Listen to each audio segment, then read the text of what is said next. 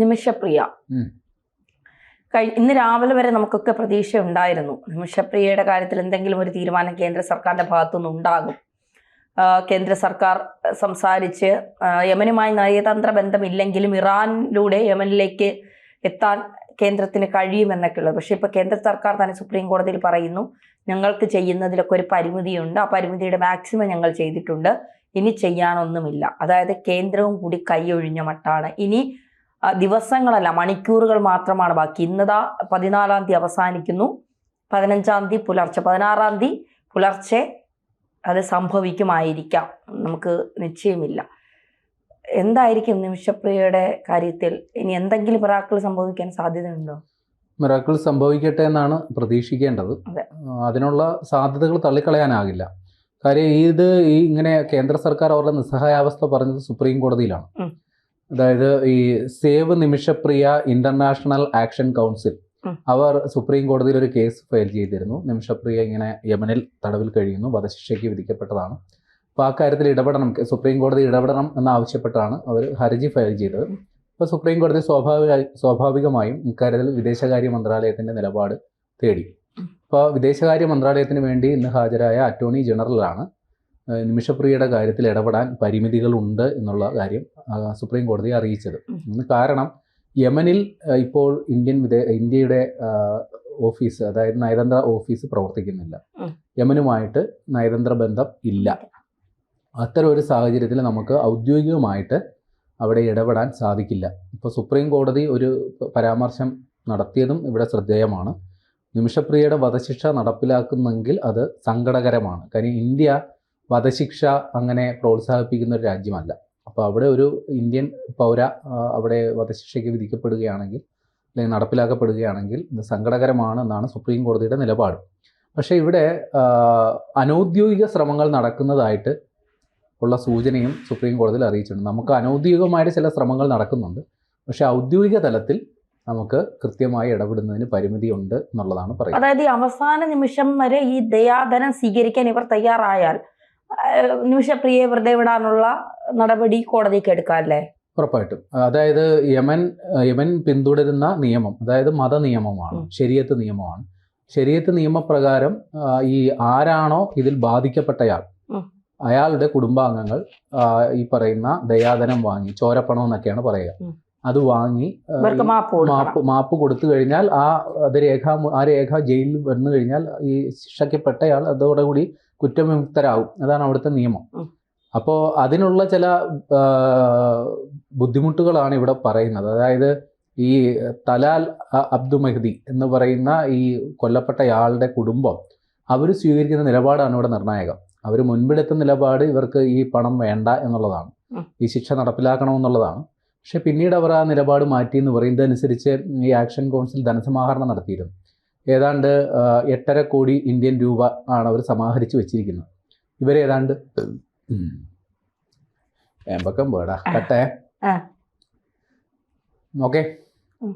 ഇവരേതാണ്ട് $10 million, അതായത് $8.5 കോടിക്ക് തുല്യമായ തുകയാണ് ആവശ്യപ്പെടുന്നതെന്നാണ് മനസ്സിലാക്കുന്നത്. അപ്പോൾ ഈ തുക കൈമാറ്റം നടന്നു കഴിഞ്ഞാൽ നിമിഷപ്രിയ മോചിതയാകും എന്നുള്ളത് ഉറപ്പാണ്.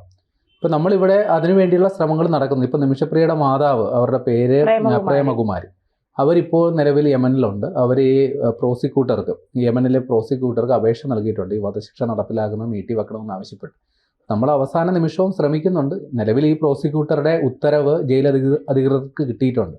അത് പ്രകാരം 16-ാം തീയതി വധശിക്ഷ നടപ്പിലാക്കാനാണ് അവരുടെ തീരുമാനം. പക്ഷേ അവസാന നിമിഷം എന്തെങ്കിലും സംഭവിക്കുമെന്നുള്ളത് കാത്തിരിക്കേണ്ടതുണ്ട്. അപ്പൊ കാന്തപുരം അബൂബക്കറൊക്കെ ഈ തലാലിന്റെ സഹോദരനുമായി സംസാരിച്ചു എന്നൊക്കെയുള്ള വിവരങ്ങൾ രാവിലെ പുറത്തു വന്നു. അതുവഴി നമുക്ക് എന്തെങ്കിലും പ്രതീക്ഷയ്ക്ക് വകയുണ്ടാവും? നമ്മൾ എല്ലാ വഴിയും നോക്കുന്നുണ്ട്. ഇപ്പോൾ മുഖ്യമന്ത്രി പിണറായി വിജയൻ പ്രധാനമന്ത്രി നരേന്ദ്രമോദിക്ക് കത്തയച്ചിട്ടുണ്ട് ഈ കാര്യത്തിൽ ഇടപെടണമെന്ന്. പക്ഷേ നമുക്ക് ഇപ്പോഴും ഒരു നേരിയ പ്രതീക്ഷയുള്ളത് അനൗദ്യോഗികമായിട്ടുള്ള നീക്കങ്ങൾ നടക്കുന്നുണ്ടെന്നുള്ള ഒരു പ്രസ്താവനയാണ്. അതിപ്പോൾ ഏത് മാർഗമാണെന്നുള്ളത് നമുക്കിപ്പോഴും എങ്ങനെയാണെന്നുള്ളത് കൃത്യമായി പറയാൻ സാധിക്കില്ല. ഒരു പക്ഷേ നേരത്തെ പറഞ്ഞ മാതിരി ഇറാൻ ഭരണ നേതൃത്വം ഇതിലിടപെട്ടാൽ ചിലപ്പോൾ നടപടി ഉണ്ടായേക്കും. കാര്യം ഈ യമനിൽ സന എന്ന് പറയുന്ന പ്രദേശം ഹൂത്തി നിയന്ത്രണത്തിലുള്ളൊരു മേഖലയാണ്. ഒരുപക്ഷെ അവർക്ക് ഈ ജയിൽ കാര്യങ്ങൾ നിയന്ത്രിക്കാൻ സാധിച്ചേക്കും. അവർ ആവശ്യപ്പെടുന്ന അല്ലെങ്കിൽ അവർ നിർദ്ദേശിക്കുന്ന പോലെ നടപടികൾ നീങ്ങുകയാണെങ്കിൽ ഒരുപക്ഷെ നിമിഷപ്രിയയുടെ കാര്യത്തിൽ നമുക്ക് അനുകൂലമായ എന്തെങ്കിലും നീക്കങ്ങൾ പ്രതീക്ഷിക്കാം.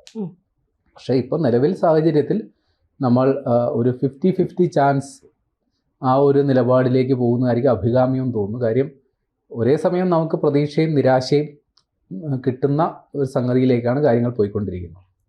അവിടെ ഈ കൃത്യമായ നിയമങ്ങളൊന്നും അല്ലേ, കാരണം കൊന്നത് തന്നെയാണോ, അത് തെളിവൊന്നും കൃത്യമായില്ല.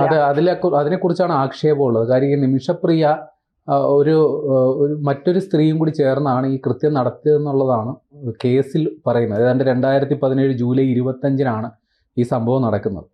അപ്പോൾ ഒരു 2 സ്ത്രീകൾക്ക് ചേർന്ന്, അതായത് ഒരു പ്രീവിയസ് ക്രൈം റെക്കോർഡ് ഇല്ലാത്ത 2 സ്ത്രീകൾ ചേർന്ന് ഒരാളുടെ ദേഹം വെട്ടിക്കീറി പ്ലാസ്റ്റിക് കവറിൻ്റെ അകത്താക്കി അത് വീടിൻ്റെ മുകളിലുള്ള വാട്ടർ ടാങ്കിൽ കൊണ്ടൊക്കെ നിക്ഷേപിക്കുക എന്നൊക്കെ പറഞ്ഞാൽ അത് യുക്തി രാഹിത്യമുണ്ട് ആ പറയുന്നതിൽ. കാര്യം അത് നടക്കാനുള്ള സാധ്യത തുലം കുറവാണ്. ഇനി നടക്കില്ല നമുക്ക് ഉറപ്പിച്ച് പറയാനും പറ്റില്ല. ആ സാധ്യത പക്ഷേ ഇതിൽ കൃത്യമായി പരിശോധിച്ചിട്ടുണ്ടോ എന്ന് അറിയില്ല. മതം തലയ്ക്ക് പിടിച്ച് കിടക്കുന്ന പ്രാന്തന്മാരോട് ഇതൊക്കെ പോയി എന്ത് പറയാനാണ്? അതെ, നിമിഷപ്രിയ ഈ കോടതിയിൽ പറഞ്ഞിരിക്കുന്നത് ഈ പറയുന്ന തലാൽ എന്ന് പറയുന്നയാളെ എന്നെ ഒരുപാട് ഉപദ്രവിച്ചു, എൻ്റെ രേഖകളൊക്കെ പിടിച്ചു വെച്ചു, അപ്പോൾ അവിടെ നിന്ന് രക്ഷപ്പെടുന്നതിന് വേണ്ടിയിട്ട് അയാളെ മയക്ക് മരുന്ന് കുത്തിവെച്ചു എന്നുള്ള കാര്യമൊക്കെ കോടതിയിൽ പറഞ്ഞിട്ടുണ്ട്. പക്ഷേ ഏത് സാഹചര്യത്തിലാണ് തനിക്ക് ഇങ്ങനെ പ്രവർത്തിക്കേണ്ടി വന്നതെന്നുള്ള കാര്യം കോടതിയിൽ ബോധ്യപ്പെടുത്താൻ നിമിഷപ്രിയയ്ക്ക് സാധിച്ചിട്ടില്ല എന്നുള്ളതാണ് വാസ്തവം. ഏത് സാഹചര്യത്തിലാണ് ഈ ഒരു കൊലപാതകം നടത്തണമെങ്കിൽ അതിനുള്ള ആസൂത്രണവും പ്രേരണയും എന്തുകൊണ്ടുണ്ടായി എന്നുള്ളത് ഏത് സാഹചര്യത്തിലാണ്, അതായത് സ്വയം പ്രതിരോധത്തിൻ്റെ ഭാഗമായിട്ട് ചെയ്ത കൃത്യം എന്ന നിലയിൽ ആ കേസിനെ അവതരിപ്പിക്കുന്നതിൽ നിമിഷപ്രിയയ്ക്ക് വിജയിക്കാനായിട്ടില്ല എന്നുള്ളതാണ് മനസ്സിലാക്കേണ്ടത്. അപ്പോൾ അതുകൊണ്ടാണ് ഇത്ര കടുത്ത ശിക്ഷ വന്നത്. ഇപ്പോൾ കൂടുതലുള്ള പ്രതിക്ക് ജീവപര്യന്തം തടവാണ് വിധിച്ചിരിക്കുന്നത്. പക്ഷെ നിമിഷപ്രിയയ്ക്ക് വധശിക്ഷയാണ് കൊടുത്തിരിക്കുന്നത്.